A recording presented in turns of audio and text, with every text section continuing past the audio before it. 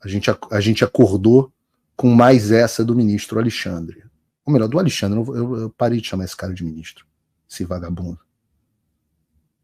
Na falta de representantes no Ex no Brasil, STF bloqueia recursos financeiros da Starlink. Da Starlink. E aí a tese, não dá nem mais para chamar esse troço de tese, mas o que ele rabiscou no papel foi que existe um grupo econômico debaixo do Elon Musk. E o X e Starlink são do mesmo grupo econômico, duas empresas teoricamente de propriedade do Elon Musk. E aí, para você de casa entender se essa decisão é correta ou não, precisa entender o que diabo é esse negócio de grupo econômico. E eu não vou falar de achismo. Você pode procurar a legislação e a jurisprudência dos tribunais brasileiros sobre o grupo econômico. Então, a legislação brasileira diz que a responsabilidade solidária entre as empresas, ou seja, a ideia de que uma empresa pode ser responsabilizada pelos atos da outra empresa, não é algo presumido. É algo para casos específicos previstos em lei, como está lá no artigo 2º, inciso 2º, da CLT, que fala de grupos econômicos ou em casos específicos. E o que diz? Para que um grupo econômico exista, para que você tenha essa caracterização, você precisa que uma ou mais empresas, mesmo que elas tenham personalidades jurídicas distintas, estejam sob a direção, controle ou administração da outra empresa. Então, a simples identidade dos sócios entre as empresas, como no caso do Elon Musk, não é suficiente para você estabelecer essa responsabilidade. Então, você tem uma jurisprudência clara. Você precisa mostrar um interesse integrado, uma comunhão de interesse e uma atuação conjunta. E você tem os tribunais brasileiros, o TRT 9, tem falado sobre isso. Que a mera identidade dos sócios não configura grupo econômico. Você tem decisão do Tribunal de Justiça do Paraná, que reforça, para você caracterizar um grupo econômico, as empresas têm que apresentar o que eles chamam de similitude de objetivos sociais, atuação conjunta e confusão patrimonial. Sem isso, não tem base legal. Então, você penalizar a Starlink pelas ações do X não é uma decisão só juridicamente insana, mas totalmente desconectada da legislação e da jurisprudência brasileira, e um bunda-lelê jurídico que tem efeitos na aplicação da lei no Brasil inteiro. Porque a gente está acostumado a ver isso no STF, mas lembra o que eu disse. Se o STF decide assim, agora vai ter intimação por rede social via tweet. E também vai ter desconsideração de pessoa jurídica com base em nada. Se fulano é sócio... E isso já acontece em alguns tribunais inferiores. Mas agora está ratificado pelo Supremo Tribunal Federal. Opa, desculpe interromper o seu vídeo, mas desde 2022 eu continuo com as contas bloqueadas e o passaporte cancelado pelo Xandão.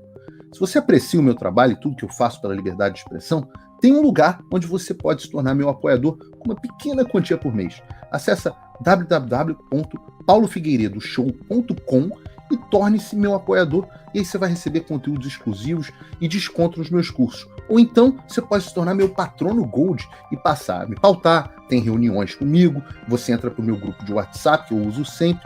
O link para tudo isso está aí na descrição. Porque você pensa, o X e o Starlink estão sob direção ou administração uma da outra? O X comanda ou administra o Starlink? Não.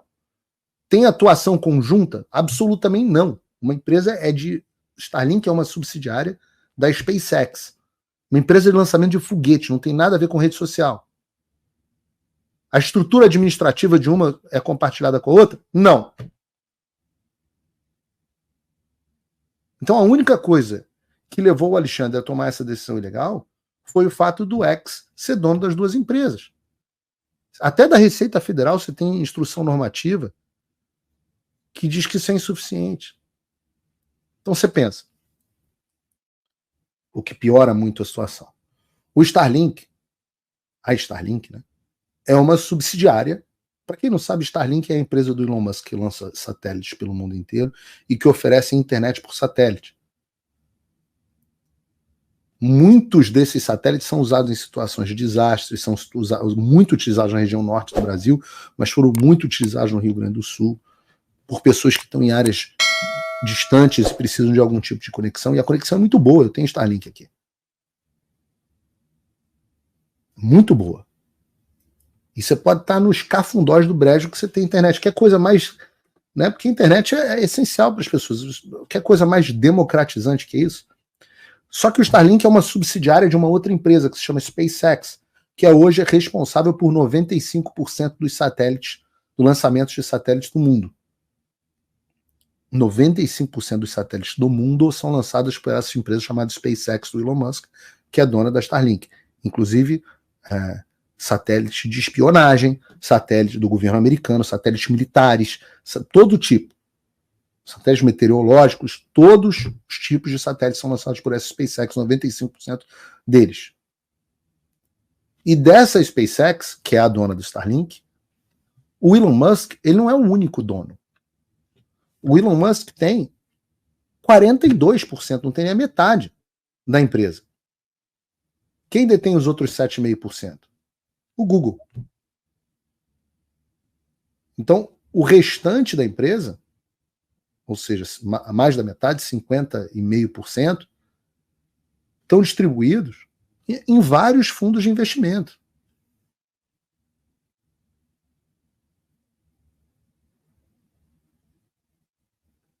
Vários fundos de investimento. Então, o Elon Musk é o dono da maior parte da empresa, não é, e nem tem a menor possibilidade dela ser controlada ou controlar o X. Já que o Starlink está debaixo da SpaceX. Bom, os dois têm X no nome, né? E a gente está falando de gente que é gigante. Os outros acionistas, por exemplo, você tem os fundos bilionários, você tem a Fidelity.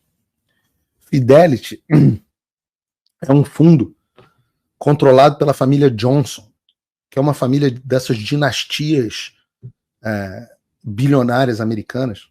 E eles são a quinta família mais rica dos Estados Unidos. Eles têm um patrimônio de 44 bilhões de dólares. Uns 250 bilhões de reais. Só para vocês terem uma ideia. É uma dinastia. Tem mais ou menos 10% da SpaceX. Essa que o Alexandre mandou derrubar. O outro grande acionista é o Founders Fund. Quem é o dono do Founders Fund? É o bilionário Peter Thiel. Também fortuna de 55 bilhões de reais. Só que o Peter Thiel, além disso, ele é frequentador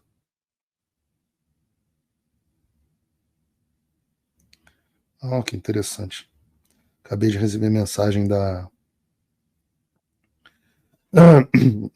deputada Maria Elvira Salazar sobre a situação do Brasil.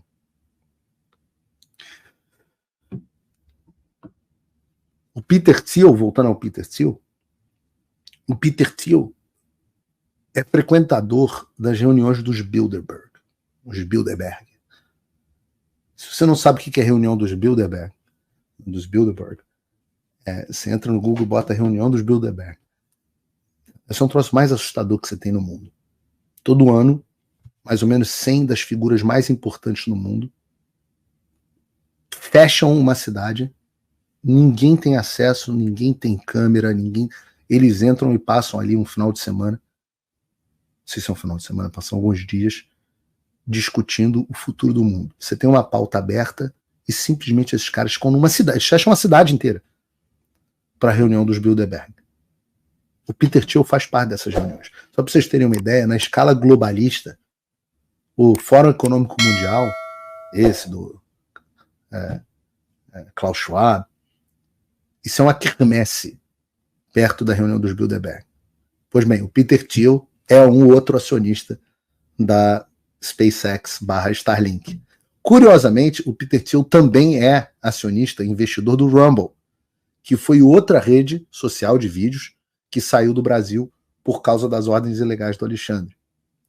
Então a gente está falando do cara tá tão maluco que ele tá comprando briga não só com o homem mais rico do mundo, mas penalizando o Google, gente muitíssimo bilionária. E é óbvio que é uma briga que não compensava comprar, né? O Napoleão Bonaparte tem uma frase que é maravilhosa, que ela diz o seguinte: nunca interrompa os seus inimigos quando eles estiverem cometendo um erro. Então deixa o Alexandre se afundar. Deixa o Alexandre se afundar. Ele pegou e bloqueou os bens da Starlink.